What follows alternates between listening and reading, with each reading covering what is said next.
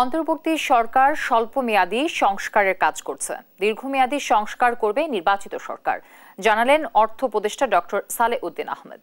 সকালে রাজধানীর আগারগাঁওয়ে PKSF দিবসের অনুষ্ঠানে একথা বলেন তিনি। জানান, জনগণ গালি দিলেও সরকার দায়িত্ব পালন করে যাচ্ছে।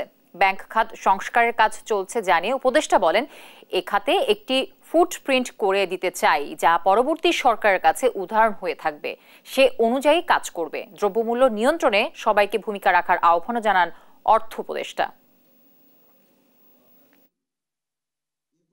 ডিমের দাম কমছে না, পেঁয়াজের দাম কমছে না, অথচ এমপির চেয়ারম্যান সব ডিউটি আমরা কমিয়ে দিলাম, তাই না? দাম কমে না। এখন আমি ধরন বাজারে গিয়ে ব্যবসায়ীদের বলবো, আমি কিন্তু ডিমের দোকান বন্ধ করে দিয়েছি সব।